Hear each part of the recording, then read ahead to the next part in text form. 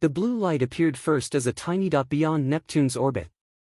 Earth's deep space sensors picked it up on a Tuesday morning, and within 6 hours, every government on the planet knew that humanity was no longer alone in the universe. Captain Jake Miller stood on the bridge of the Earth Defense Force ship Defender, watching the alien vessel grow larger on his screens. The ship was beautiful in a way that human technology had never achieved.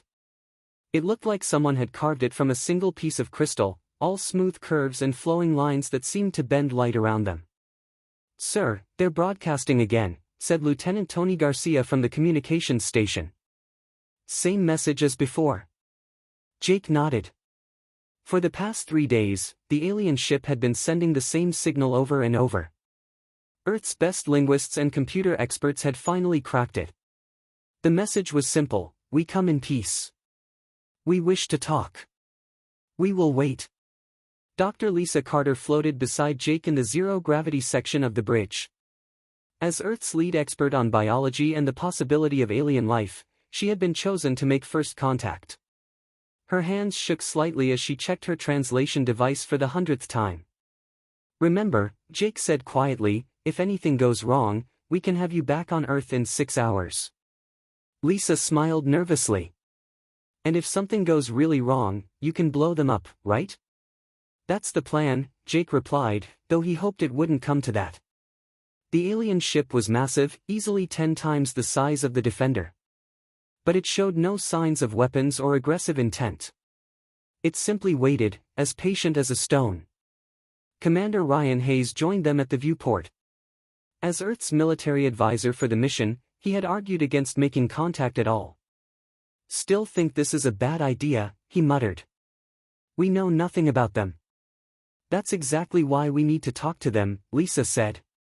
"This is the most important moment in human history." The communication device in Lisa's hand buzzed. The aliens were responding to Earth's acceptance of their meeting request. The voice that came through the translator was soft and musical, nothing like the harsh sounds of human languages. "We are grateful for your willingness to meet. I am Ambassador Zethkar of the Veltari people. May we come aboard your vessel?" Jake looked at Ryan, who shrugged. They had planned for this possibility. "Tell them yes, but only the ambassador and 2 others." A few minutes later, a small shuttle detached from the crystal ship. It moved with impossible smoothness, making no sound as it approached the Defender's docking bay. Jake, Lisa, and Ryan waited in the airlock as the alien shuttle connected. The humans had spent hours debating what to wear, what to say, and how to act. In the end, they decided to be themselves. The airlock opened, and humanity met its first alien. Ambassador Zethkar was tall and thin, with pale blue skin that seemed to glow slightly in the ship's lights. His face was almost human, but his eyes were too large and completely black. He moved with grace that made human movements look clumsy by comparison. Behind him came 2 other aliens, clearly guards or assistants. They looked nervous, which Lisa found interesting. Why would advanced aliens be nervous about meeting humans? "Greetings," Zethkar said, his voice much clearer now without the translator. "I am honored to meet representatives of Earth." Lisa stepped forward. "Welcome to our ship, Ambassador. I'm Dr. Lisa Carter, and this is Captain Jake Miller and Commander Ryan Hayes." Zethkar studied each of them carefully. His black eyes seemed to see everything. "You are all very solid," he said finally. "Much more solid than we expected." "What did you expect?" Ryan asked. "Something more like ourselves," Zethkar replied. "Your planet is unusual." Jake frowned. "Unusual how?" Zethkar looked uncomfortable. "Perhaps we should sit and talk properly. There is much you need to know about your place in the galaxy." They moved to the ship's conference room, where Earth's leaders waited via video link. President Susan Williams appeared on the main screen, along with leaders from every major nation. "Ambassador Zethkar," President Williams said, "on behalf of Earth, I welcome you." Zethkar bowed gracefully. "President Williams, I bring greetings from the Galactic Council. We represent over 3,000 species across the galaxy." The humans exchanged glances. 3,000 species. The number was overwhelming. We have been watching your species for some time, Zethkar continued. Your radio signals first reached us about 70 years ago. We have been debating what to do about you ever since. Debating? Lisa asked. Why? Zethkar hesitated. Dr. Carter, what would you call your planet? In terms of how dangerous it is. Lisa looked confused. Dangerous? Earth isn't particularly dangerous. We've adapted to it pretty well. Adapted, Zethkar repeated slowly. Yes, that is the problem.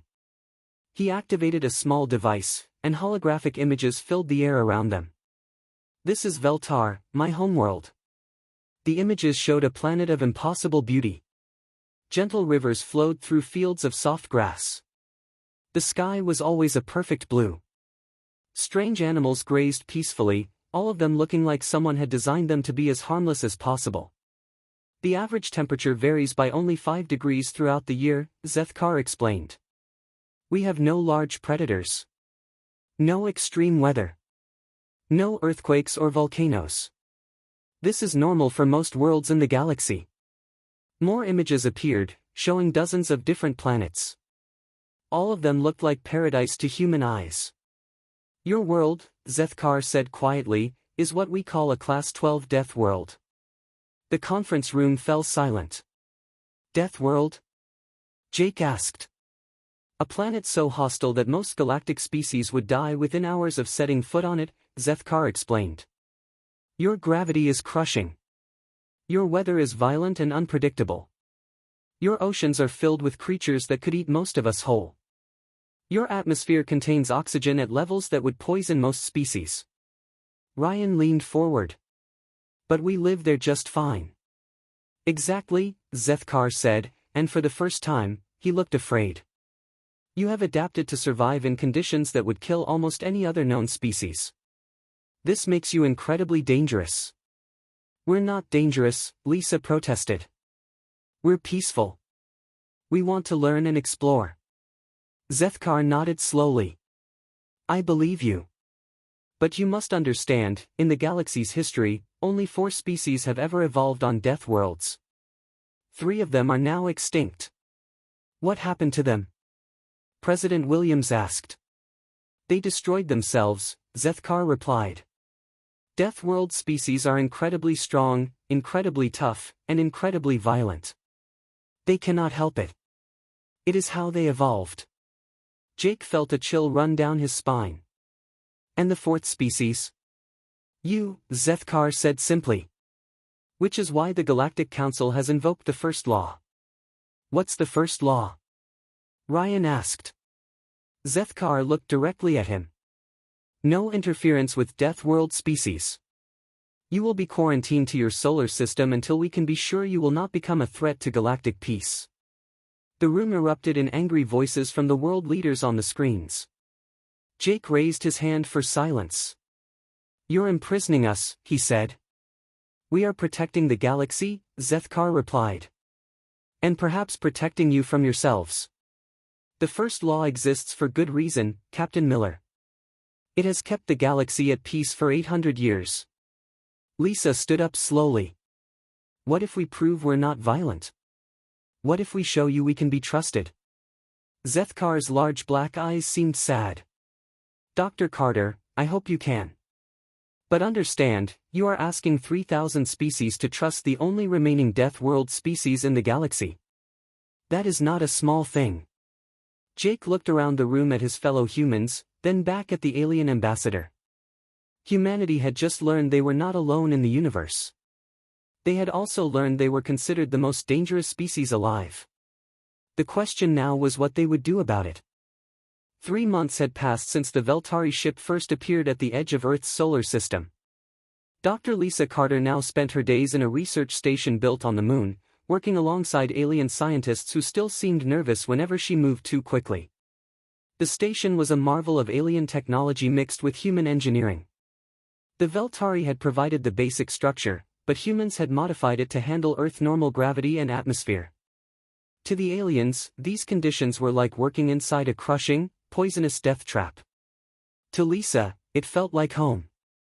The bone density is incredible, whispered Dr. Velnash, her Veltari research partner. The alien scientist was examining scans of human skeletons with the fascination of someone looking at armor made of diamond. How do you even move with bones this heavy?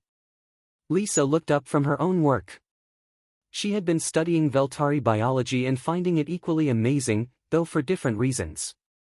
Their bones were hollow like bird bones, their muscles were efficient but weak, and their entire body structure seemed designed for a world with no threats at all. We don't think of them as heavy, Lisa said. This is just normal for us. Velnash shook his elongated head. Normal. You keep using that word. Nothing about your species is normal, Dr. Carter. Captain Jake Miller's voice came over the communication system. Dr. Carter, please report to Conference Room A. We have a situation. Lisa made her way through the station's corridors, noting how the alien sections had to be built with lighter materials and lower ceilings. She found Jake waiting with Senator Paul Adams, who had arrived from Earth that morning via the new human-built shuttle. Senator Adams was a tall, broad man who had served in the military before entering politics. His presence made the Veltari even more nervous than usual. To them, he probably looked like a walking weapons system. Senator, good to see you, Lisa said, shaking his hand. Doctor, Adams replied. I wish this was a social visit. We need to talk about the negotiations with the Galactic Council. Jake activated the holographic display. Images of dozens of alien species appeared in the air around them. The Council has made their final offer, he said. Lisa studied the alien faces. Most of them looked delicate, almost fragile. Their eyes were large and peaceful. Their movements, even in the recordings, seemed slow and careful. What's the offer? She asked. Senator Adams leaned back in his chair, which creaked under his weight. The sound made a nearby Veltari scientist jump and scurry away. Two choices, Adams said grimly. First option, we accept permanent quarantine. We stay in our solar system forever. In exchange, they'll share some of their technology and knowledge with us. And the second option? Genetic modification, Jake said. They want to change us. Make us more like them. Remove our aggressive instincts, reduce our physical strength, alter our brain chemistry. Make us civilized, is how they put it. Lisa felt a chill. They want to change what makes us human. They say it's the only way we can join galactic society, Adams replied. They've done it before with other aggressive species. Not deathworlders, but species they considered too violent for peaceful coexistence. The room fell silent. Through the station's windows, Lisa could see Earth hanging in space like a blue and white marble. It looked so peaceful from here, so beautiful. Hard to believe it was considered a death trap by most of the galaxy. What did you tell them? Lisa asked. We said no, Adams replied firmly. Every nation on Earth was unanimous. We won't let them change us into something else. Jake nodded. Which means quarantine. For how long? Forever, as far as they're concerned, Adams said. They've been watching us for 70 years, and they say we've only gotten more dangerous. Our technology, our weapons, our military capabilities. They think we're heading toward the same fate as the other Deathworld species. Lisa walked to the window and looked out at the stars. Somewhere out there were 3,000 different species, all living in peace, all terrified of the humans trapped in this one small solar system. What happened to the other Deathworld species? She asked. The ones that went extinct? Jake consulted his tablet. The Veltari gave us some information. The first one was called the Kethmori. They achieved spaceflight about 2,000 years ago. Within 50 years, they had conquered 12 star systems and enslaved 6 different species. What stopped them? They turned on each other, Adams said. Civil war. They destroyed themselves and most of the species they had conquered. Lisa nodded slowly. And the others? The Raketh lasted longer, Jake continued. They were more organized, more disciplined. They built an empire that lasted 300 years. But eventually, they got bored with ruling other species and started fighting among themselves for sport. Their wars got bigger and bigger until they sterilized their own worlds. And the third?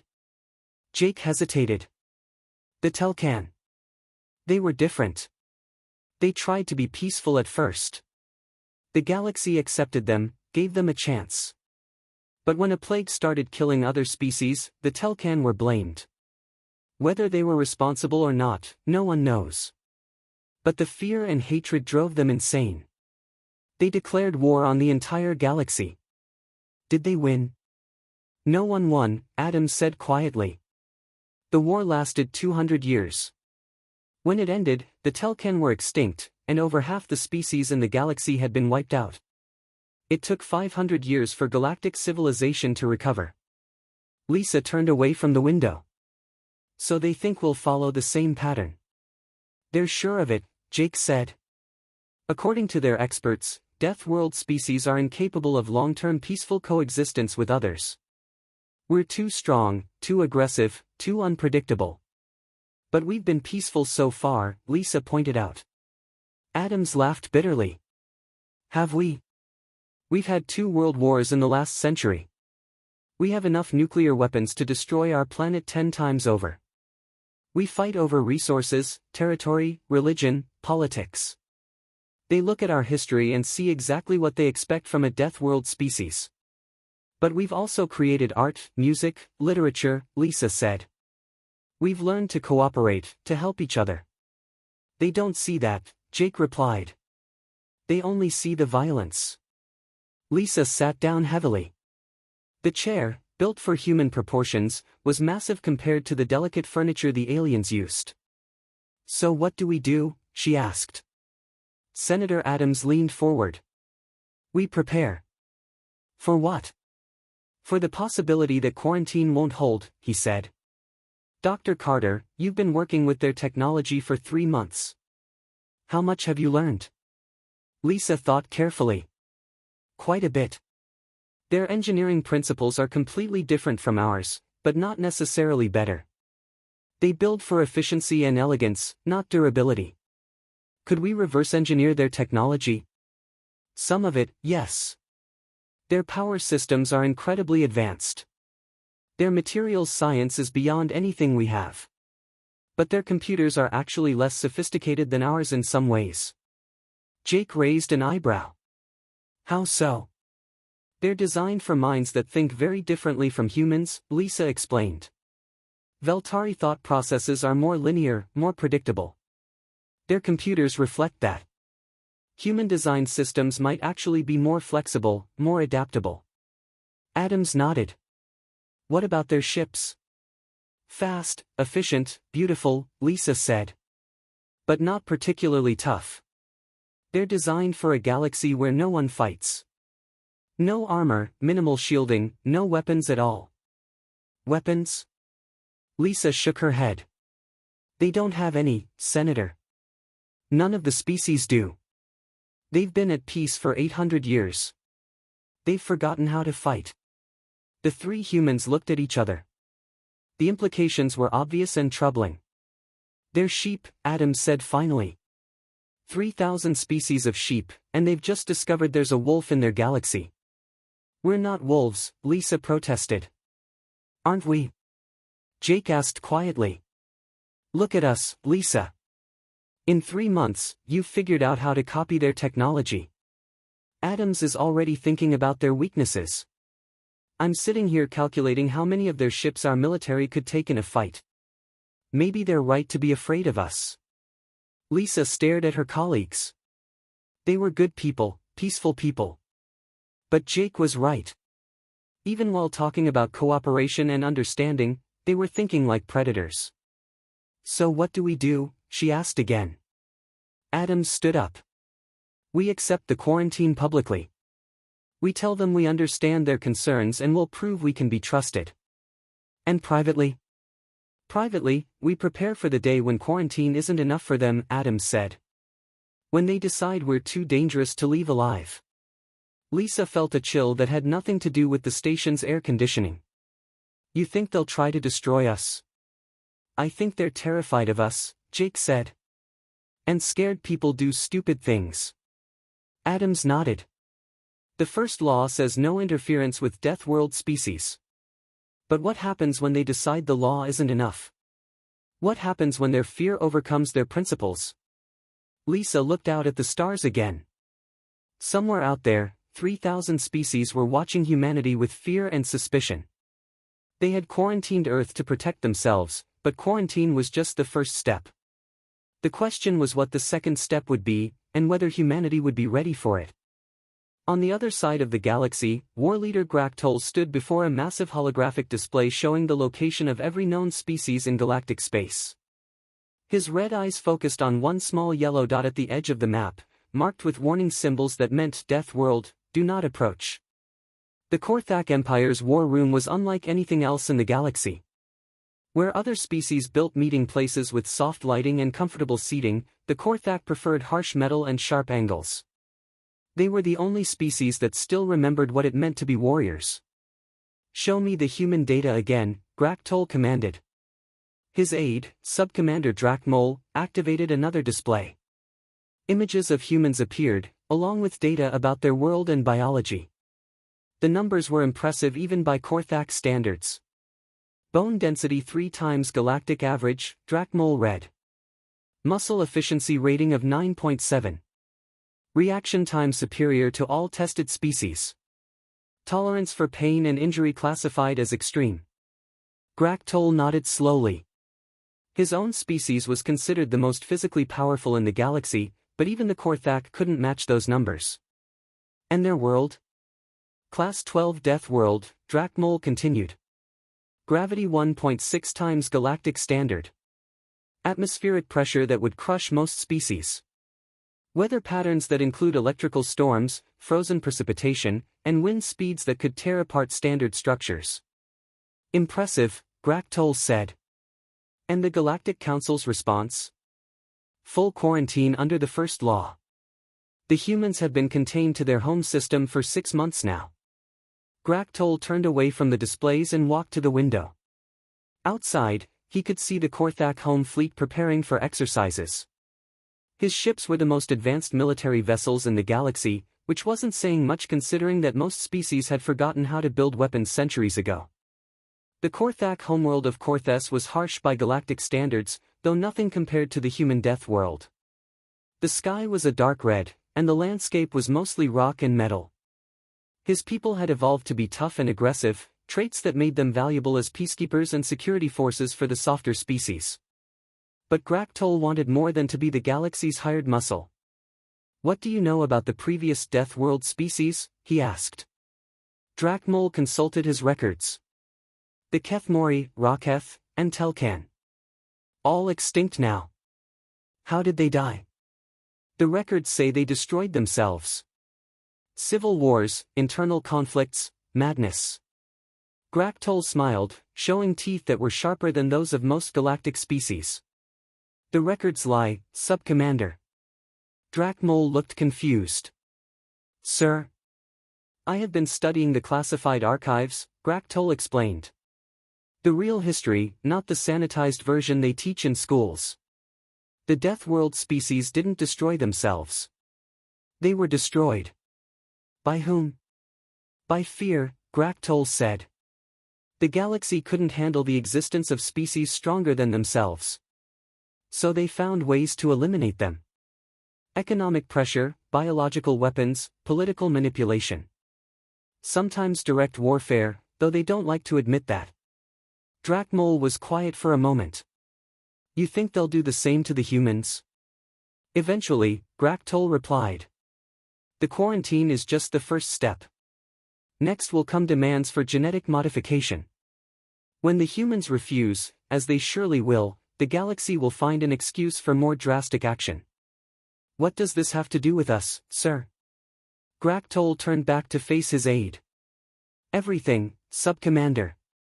For 800 years, this galaxy has been at peace. Do you know why? Because all species have learned to resolve conflicts through diplomacy and... Because they've been too weak to fight, Graktol interrupted. Peace through weakness is not true peace. It's just delayed conflict. He activated another display, this one showing the current political structure of the galaxy.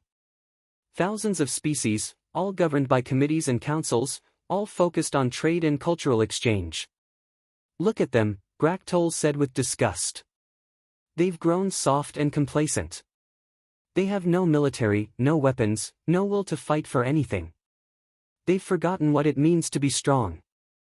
The Korthak have remained strong, Drakmol pointed out. Yes, but we've been content to serve as their protectors, Graktol replied. We've let them use us as guard dogs while they made all the important decisions. Drakmol began to see where this was going. You want to change that? The humans represent an opportunity, Graktol said. A deathworld species that has achieved space flight. If we could control them, ally with them, we could reshape the entire galaxy. The first law forbids contact with deathworld species. Graktol's smile grew wider. Laws can be changed, Sub-Commander. Or broken. Admiral Kate Brooks was 10,000 light-years away, but she would have understood Graktol's thinking perfectly. The human military commander stood in the bridge of the newly constructed Earth ship Guardian, watching her crew run combat simulations. Unlike the beautiful, flowing designs of alien vessels, the Guardian looked like what it was, a weapon. Angular, armored, bristling with systems that the peaceful galaxy had no names for because they had never needed them. Admiral, called Lieutenant Commander Steve Parker from the tactical station. We're getting some unusual readings from the deep space sensors. Kate walked over to examine the data. The sensors were a hybrid of human and alien technology, giving Earth ships detection capabilities that surpassed anything else in the galaxy. What kind of readings? Ship movements in the outer rim sectors, Steve replied. Large formations moving in coordinated patterns. Kate frowned. According to everything they had learned about galactic civilization, large ship movements were rare. Most species kept only small fleets for transportation and scientific research. Any idea which species? The energy signatures match Korthak vessels, ma'am. Kate had read the files on every major galactic species. The Korthak were unique among the peaceful races because they retained some military capability. They served as peacekeepers and security forces, though there hadn't been any major conflicts for centuries. How many ships? Steve checked his readings again. Hard to say with certainty, Admiral. But it looks like several hundred, possibly more. Kate felt a familiar tingle of unease, the same instinct that had kept her alive during her years in Earth's military. Something about this didn't feel right. Are they heading anywhere in particular? That's the strange part, ma'am. They seem to be positioning themselves along the outer trade routes. Almost like they're setting up some kind of blockade or patrol pattern. Kate studied the tactical display. The Korthak ships were indeed spreading out across a vast area of space, but their positions didn't match any normal patrol or escort pattern she knew. General Alex Stone's voice came over the communication system from Earth Command. Admiral Brooks, we're seeing the same sensor readings you are. Any thoughts? Kate activated the reply system. It could be a large-scale military exercise, General. But the positioning seems odd for training maneuvers. Odd how? If I were planning an offensive campaign, Kate said slowly, this is how I'd position my forces for maximum strategic flexibility. There was silence from Earth Command for a moment. Admiral, you're suggesting the Korthak might be preparing for some kind of military action? I'm suggesting we should be prepared for that possibility, Kate replied.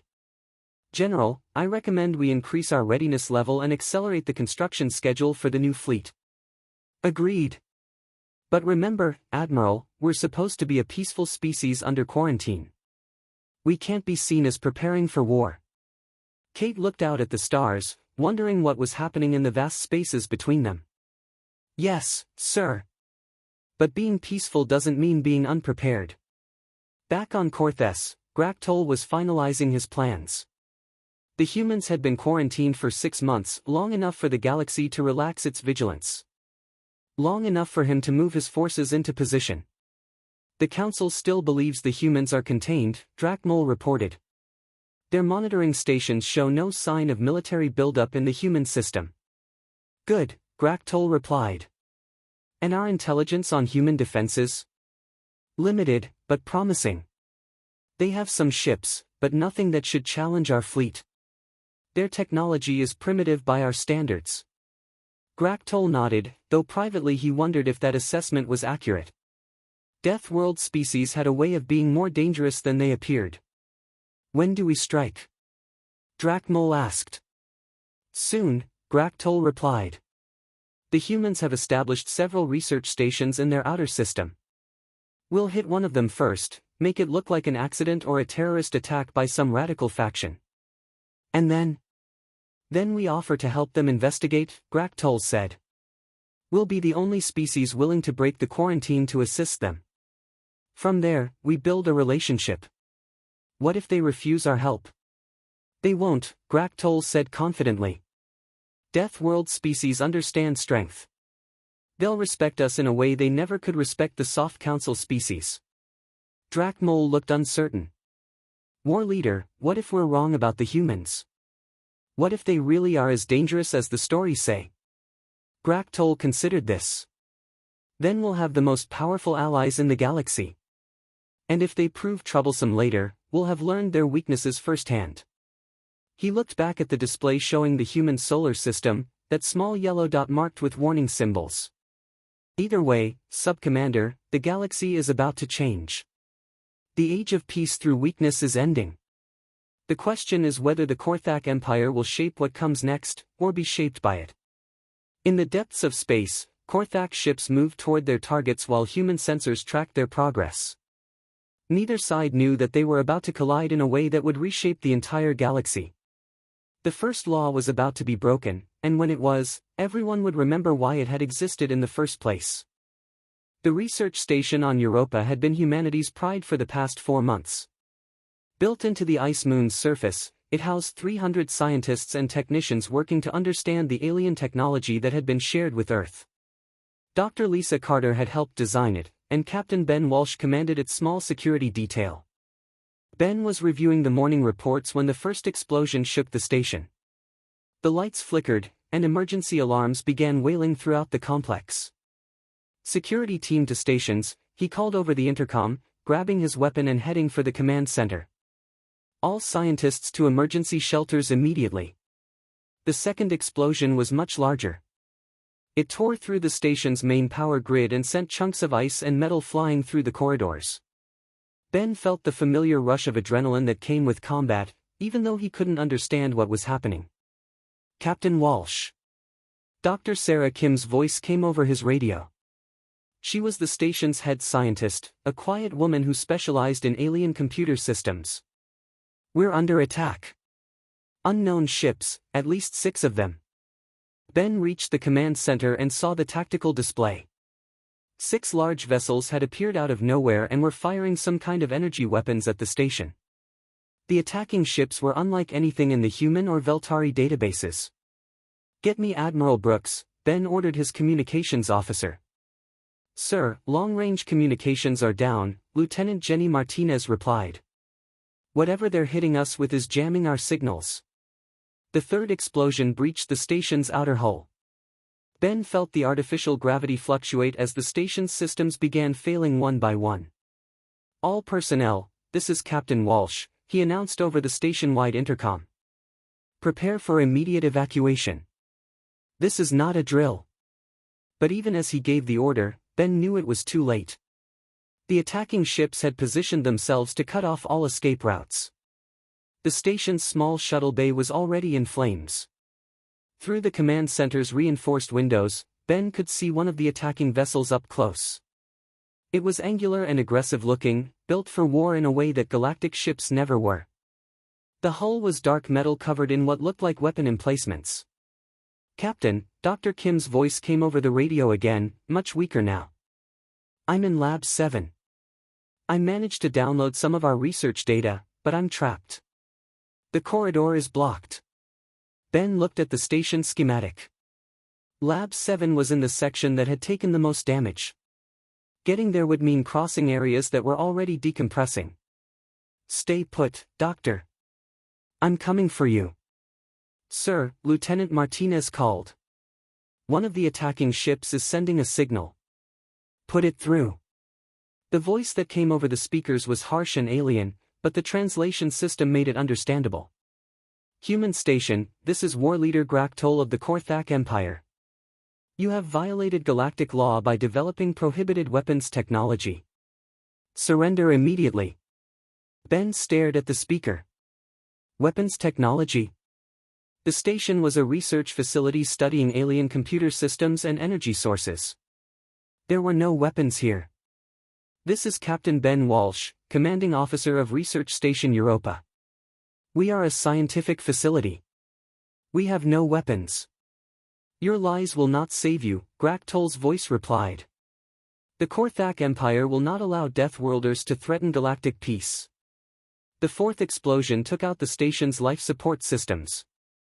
Ben felt the air pressure dropping and knew they had minutes at most before the atmosphere was completely gone. All hands, emergency suits now, he ordered, grabbing his own suit from the command center's emergency locker. As he sealed his helmet, Ben realized what was happening.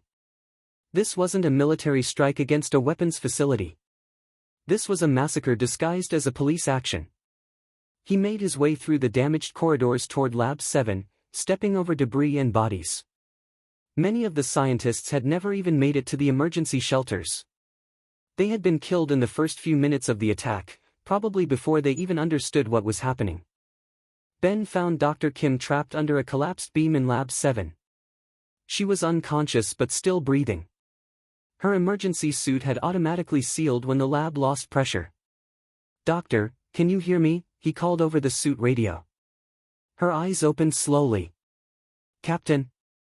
Are we going to die here?" Ben looked around the ruined lab.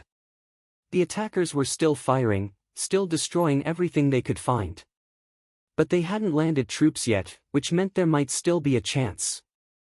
"Not if I can help it," he replied, working to free her from the debris. As he lifted the beam, Dr. Kim grabbed a data storage device from her workstation. "The research," she said weakly. "We can't let them destroy everything we've learned." Ben helped her to her feet and activated his suit's emergency beacon. It would send a signal to Earth, though he doubted anyone would receive it in time to help. "Captain Walsh," came a new voice over the radio. It was one of the attacking ship commanders. "You have 10 minutes to evacuate your personnel. After that, we will destroy the station completely." Ben looked at Dr. Kim. 10 minutes wasn't enough time to save everyone, but it might be enough to save some people. "This is Walsh. We're coming out." They made their way to the station's emergency pod bay, one of the few sections still intact. Ben found 12 other survivors there, mostly scientists who had been in the outer labs when the attack began. "Everyone into the pods," he ordered. 3 people per pod, maximum. As the survivors climbed into the small emergency vehicles, Ben activated the station's final protocol. It would transmit all remaining data to Earth before the computers were completely destroyed. "Captain," Dr. Kim called from her pod. "What about you?" Ben looked back at the ruined station. There were still people trapped inside, people who might be saved if someone stayed behind to coordinate rescue efforts. "Someone needs to make sure the data transmission completes," he said. "Go." "That's an order." The emergency pods launched just as the Korthak ships began their final bombardment. Ben watched them disappear into space, hoping they would make it back to Earth.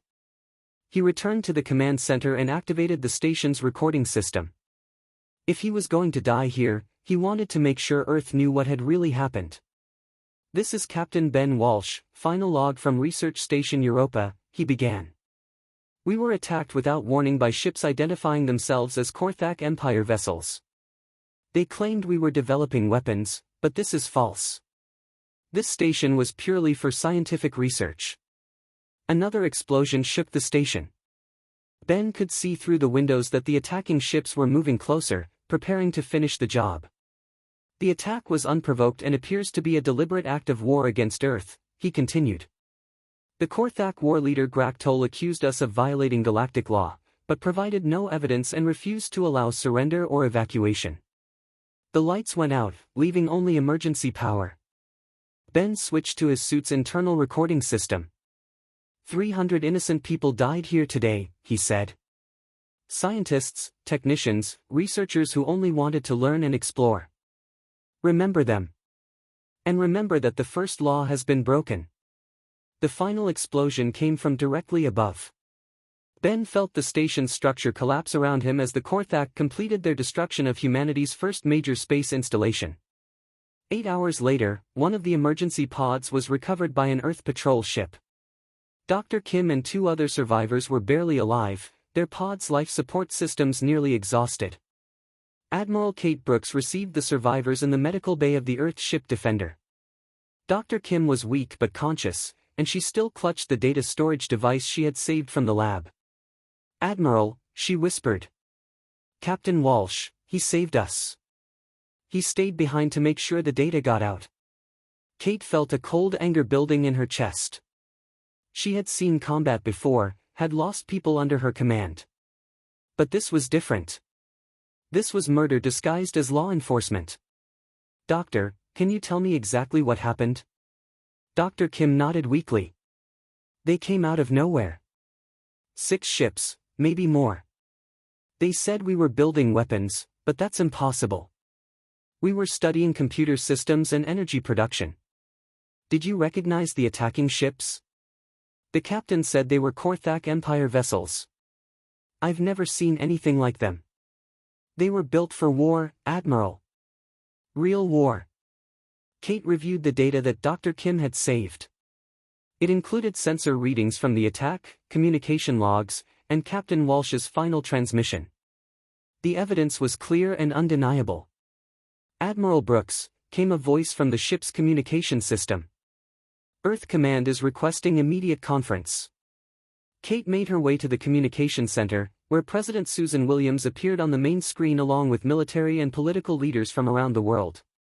"Admiral, we've reviewed the preliminary reports," President Williams said. "Is it confirmed that the Korthak Empire attacked our station?" "Yes, Madam President. We have clear evidence including communication logs and sensor data. They identified themselves and claimed we were violating galactic law by developing weapons." "Were we?" Kate shook her head. "The Europa station was purely for research. No weapons development of any kind." General Alex Stone appeared on another screen. "Admiral, what's the current status of our fleet?" "All ships are operational and ready for deployment, General." "But sir, we need to consider the larger implications here." "What do you mean?" Kate looked directly at the camera. "The first law has been broken. For the first time in 800 years, someone has directly attacked a deathworld species. The Galactic Council will have to respond." President Williams leaned forward. "How do you think they'll respond?" "I don't know, ma'am. But I suspect we're about to find out why the galaxy has been at peace for so long. And it might not be the reason we thought." Senator Paul Adams joined the conference from the lunar station. "Admiral, do you believe this attack was officially sanctioned by the Korthak government?" Kate considered the question. The war leader who commanded the attack spoke with authority. "This wasn't a rogue operation, Senator. This was a deliberate act of war." "Then we need to respond accordingly," General Stone said. "Agreed," Kate replied. "But we need to be smart about this. The Korthak just learned something important about humans." "What's that?" Kate looked out at the stars, thinking about Captain Walsh and the 300 people who had died on Europa. "They learned that we don't just build research stations in space," she said. "We also build warships. And now they're going to find out why deathworlders were quarantined in the first place." The Galactic Council chamber had not seen this much chaos in 800 years. Representatives from 3,000 species filled the vast circular hall, their voices creating a noise that would have been impossible for human ears to sort out. But Ambassador Zethkar could understand every word, and what he heard terrified him. "The humans must be destroyed immediately," demanded Councillor Yethri of the Altarian Federation. Her normally calm blue skin had turned a pale green with fear. "They have clearly begun developing weapons of mass destruction." "The Korthak acted without authorization," protested Ambassador Koltem from the Peaceful Meridian Alliance. "This was an illegal attack on a protected species. Protected? Counselor Yethri's voice rose to a shriek. They are deathworlders. The most dangerous species in the galaxy. The protection was for us, not for them. Zethkar tried to maintain order, but the fear in the chamber was too strong. For 8 centuries, galactic civilization had lived with the knowledge that deathworld species existed, but the quarantine had let them pretend the threat wasn't real. Now it was very real, and the galaxy was remembering why their ancestors had been so afraid. Order! Zethkar called, activating the chamber's sound-dampening field. We will address this crisis with calm and reason. Calm. Counselor Yethri laughed bitterly. 300 humans are dead, and you want calm? Do you know what happens when deathworlders are provoked to violence? Zethkar did know. He had studied the classified histories, the real records of what had happened to the previous deathworld species. The official story was that they had destroyed themselves through internal conflicts. The truth was more complicated and more frightening. The human government has formally requested a meeting, Zethkar announced. They wish to present their evidence about the attack and discuss the appropriate response. Evidence? Another counselor stood up. What evidence do we need? The Korthak said the humans were building weapons. That's enough for me. The Korthak may have lied, Zethkar replied. We must investigate before we act. But even as he spoke, Zethkar knew that investigation was the last thing most of the council wanted. They wanted the human problem to go away, permanently. 10,000 light-years away, Colonel Sam Parker was preparing to make the human problem much worse. The Earth ship Avenger hung in space at the edge of the Korthak Empire's outer territory. It was smaller than the Korthak warships but built very differently. Where the alien vessels were designed for overwhelming firepower, the Avenger was designed for stealth, speed, and precision. Colonel, we're detecting 3 Korthak patrol ships on the standard shipping route, reported Major Lisa Chen from the sensor station. They're running normal patrol patterns, no sign they've detected us. Sam nodded. Human stealth technology was based on principles that galactic engineers had never considered. The peaceful species had no need for ships that could hide, so they had never developed countermeasures. What about their defenses? Minimal, Chen replied. Their shields are designed to deflect space debris and radiation, not weapons.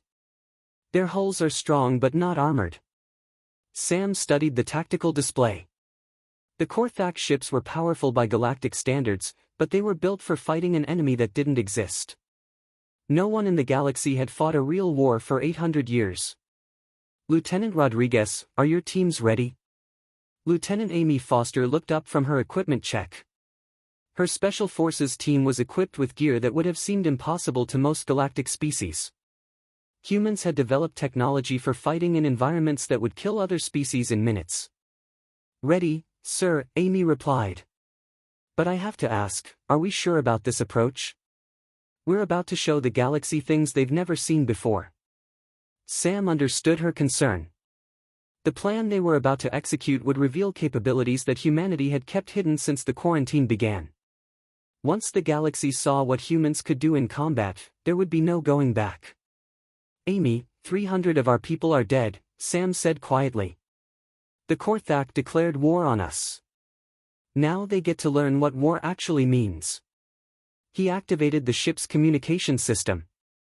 All hands, this is Colonel Parker. Today we begin Operation Deathworld. Our mission is to show the Korthak Empire and the galaxy that attacking humans has consequences. The Avenger moved toward the Korthak patrol ships using a flight pattern that no galactic pilot would have attempted. Sam's crew flew through asteroid fields, past radiation sources, and through gravitational anomalies that would have destroyed most ships. Colonel, Major Chen called. We're in position. Target 1 is directly ahead. Sam looked at the tactical display. The first Korthak ship was a heavy cruiser, probably carrying a crew of several hundred.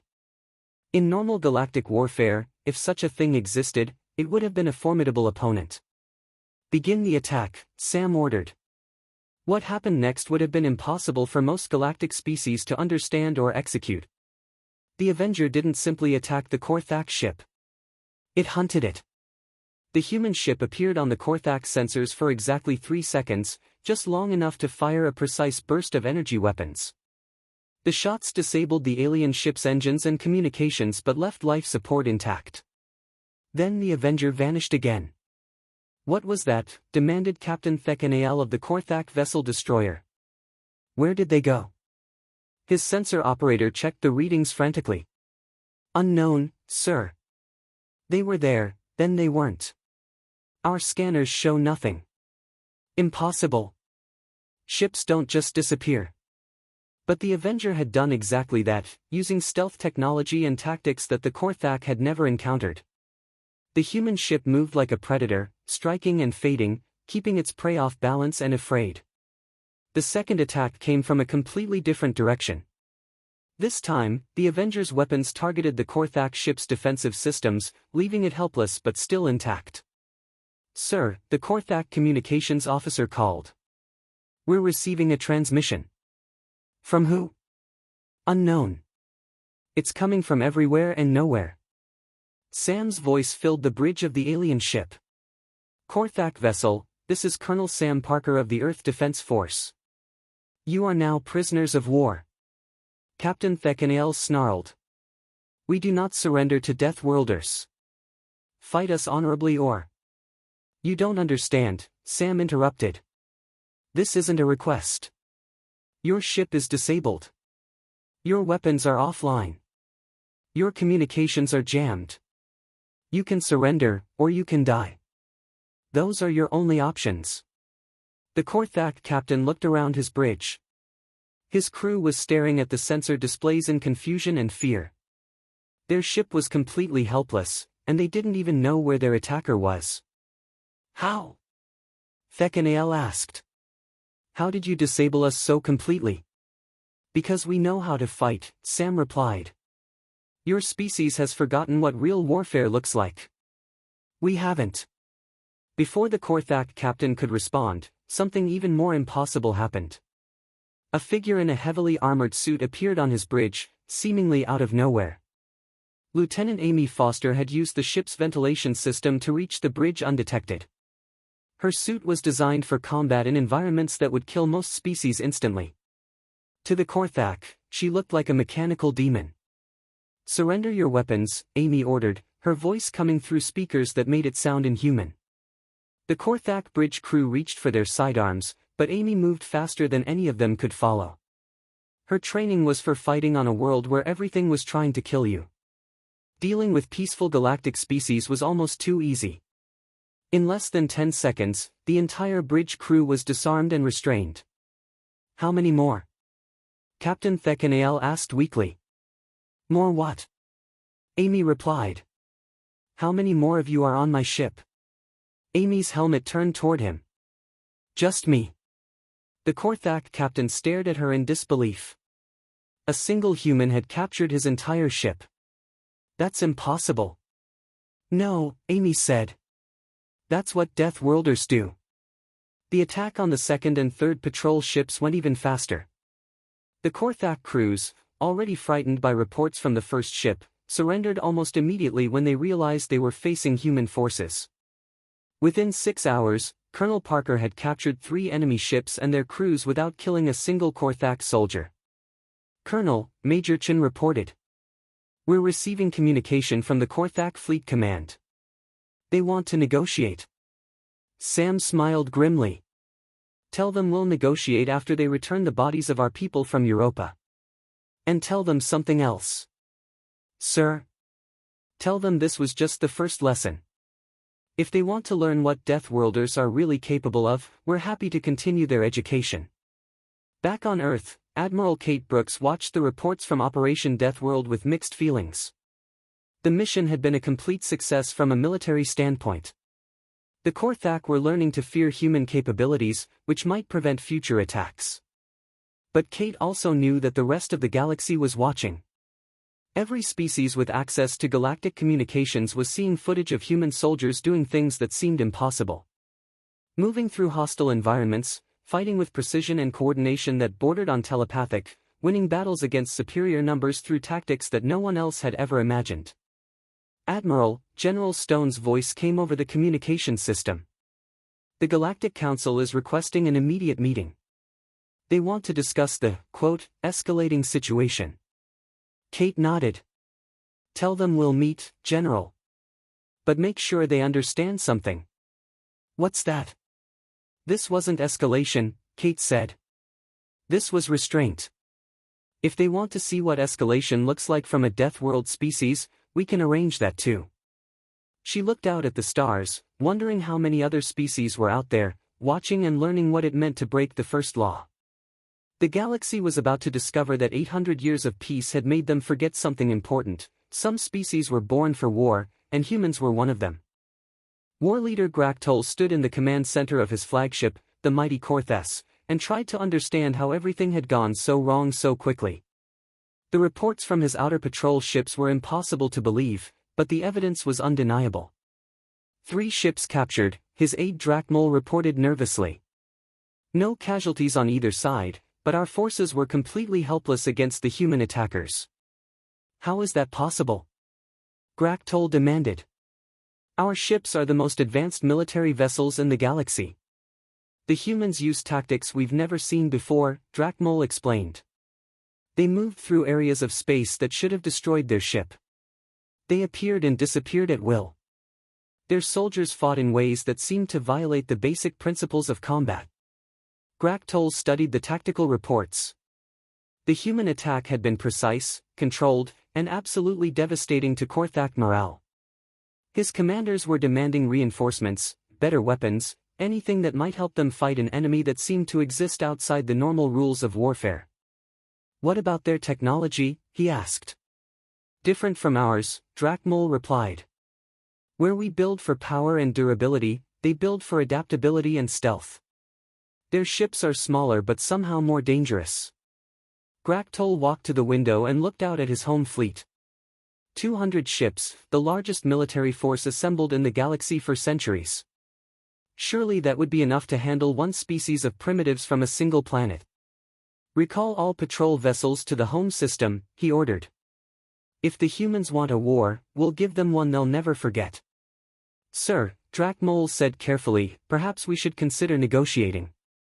The humans have shown they can defeat our forces without killing anyone. Maybe they're willing to discuss terms. Graktol turned to glare at his aide. The Korthak Empire does not negotiate with Deathworlders. We will crush them completely, or they will destroy us. There is no middle ground. What Graktol didn't know was that Captain Dan Rodriguez was already on his way to teach him exactly how wrong he was. The Earth ship Predator emerged from hyperspace at the edge of the Korthak home system and immediately disappeared from all sensors. Rodriguez and his crew had spent months preparing for this mission, studying every piece of intelligence they could gather about Korthak defenses and tactics. Captain, reported Lieutenant Sarah Kim from the sensor station. I'm reading massive fleet concentrations around the 4th planet. At least 200 ships, possibly more. Rodriguez nodded. The Korthak had done exactly what human military analysts had predicted. When faced with an unknown threat, they had gathered their forces into a single, massive formation that they thought would be impossible to defeat. They were about to learn that concentration without proper tactics was just a bigger target. What about planetary defenses? Rodriguez asked. Extensive, Kim replied. Orbital platforms, energy shields, surface-to-space weapons. They've turned their homeworld into a fortress. Good, Rodriguez said. Fortresses can't run away. Major Tom Wilson, Rodriguez's tactical officer, looked up from his planning station. Captain, the Korthak fleet outnumbers us 200 to 1. Even with our technological advantages, those aren't good odds. Rodriguez smiled.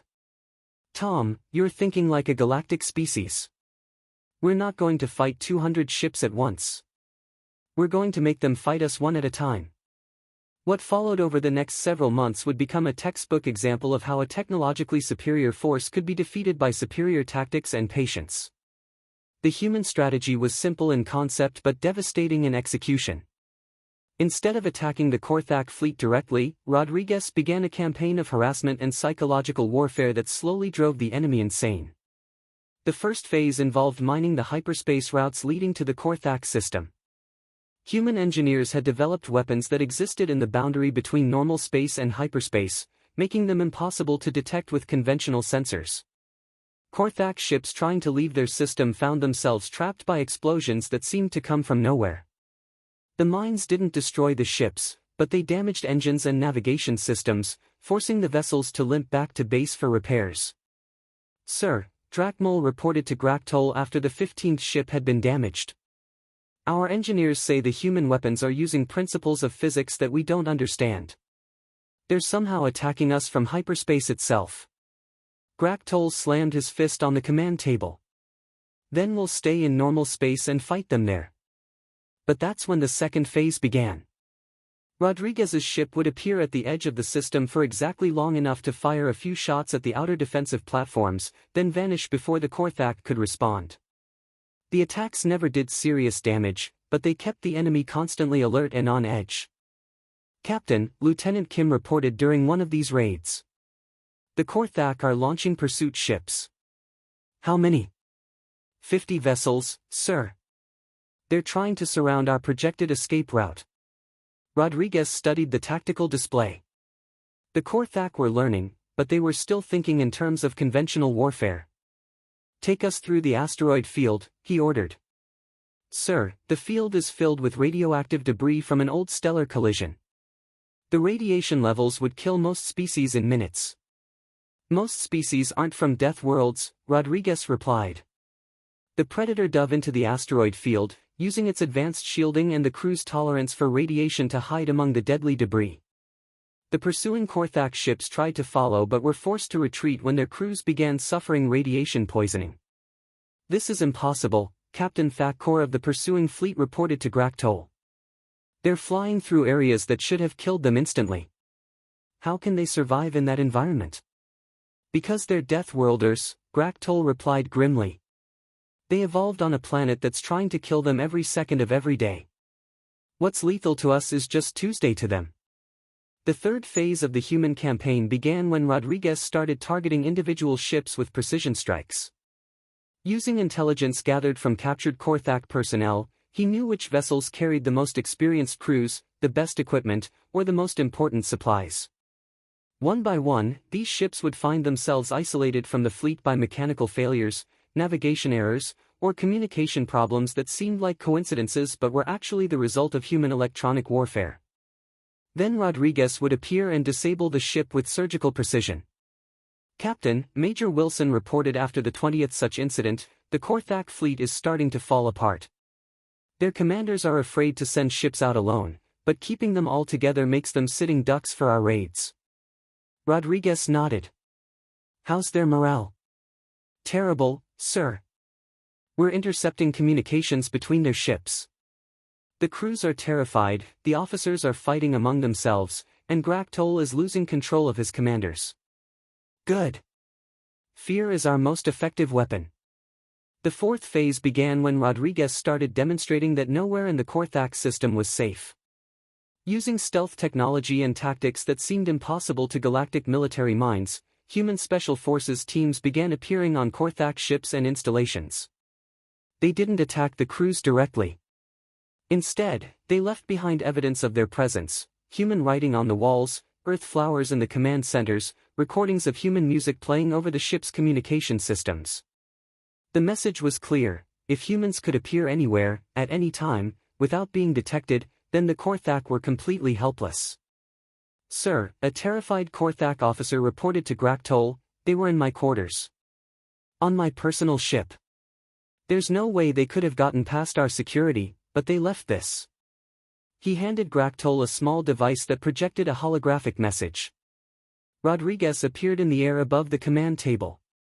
War Leader Graktol, the recording said, this is Captain Rodriguez of the Earth Defense Force. We could have killed every person on this ship, but we chose not to. This is your final warning. Surrender now, return the bodies of our people from Europa, and submit to war crimes trials. If you refuse, the next phase will not be so gentle. Graktol destroyed the device in a rage, but he couldn't destroy the fear that was spreading through his forces like a plague. How many ships have we lost? he asked Drakmol. 60 disabled, 12 destroyed, 8 captured, his aide replied. And sir, we're receiving desertion reports from throughout the fleet. Crews are abandoning their posts. Desertion is punishable by death. Yes, sir. But they're more afraid of the humans than they are of us. Graktol looked out at his remaining fleet. What had started as 200 proud warships was now a collection of frightened, damaged vessels whose crews jumped at shadows. Sir, the communications officer called. We're receiving a transmission from the Galactic Council. They're demanding that we stand down and enter negotiations. And if I refuse? They say they'll lift the quarantine on the humans and allow them to bring their full military force to bear. Graktol felt a chill run down his spine. Everything he had seen so far was just one ship and its crew. The thought of facing an entire human fleet was terrifying beyond words. Sir, Drakmol said quietly, perhaps it's time to consider surrender. Graktol stared at the tactical display, watching the blinking dots that represented his broken, demoralized fleet. Contact the human ship, he said finally. Tell them I want to discuss terms. What terms, sir? Graktol closed his eyes. Unconditional surrender. In the depths of space, Captain Rodriguez received the message and allowed himself a small smile. The Korthak had finally learned what every human military academy taught in the first week. Sometimes the strongest army in the galaxy could be defeated by one soldier who refused to fight fair. Now it was time to see if the rest of the galaxy had been paying attention to the lesson. The meeting took place in neutral space, aboard a Galactic Council diplomatic vessel that had been hastily modified to accommodate both human and Korthak environmental needs. Admiral Kate Brooks stood in the conference room, watching as war leader Graktol was escorted in by his own guards. The Korthak leader looked nothing like the proud warrior who had ordered the attack on Europa 6 months ago. His dark red skin had faded to a dull brown, and his eyes held the hollow look of someone who had seen his entire worldview collapse. Ambassador Zethkar of the Veltari floated between them, his usually calm demeanor showing signs of strain. The past months had been difficult for the Galactic Council, as they tried to balance their fear of human retaliation with their horror at what humans were capable of in warfare. War leader Graktol, Admiral Brooks said formally, you requested this meeting to discuss surrender terms. Graktol straightened his shoulders, trying to maintain some dignity. I did. But first, I want to understand something. How did you do it? Do what? Defeat the largest military force in the galaxy with a single ship, Graktol said. My analysts have studied every engagement. Your Captain Rodriguez never had more than one vessel, yet he destroyed my entire strategy. Brooks considered the question. You were fighting the war you knew how to fight. We fought the war that worked. Explain. Brooks activated a holographic display showing the Korthak home system. You concentrated your forces because that's what galactic military doctrine teaches. Overwhelming firepower, superior numbers, defensive positions. It would have worked against any other galactic species. But not against humans. No, Brooks agreed. Because we learned to fight on a world where the environment itself was the enemy. We learned patience, adaptation, and the value of making our enemies afraid. Graktol studied the display. Your tactics were not honorable.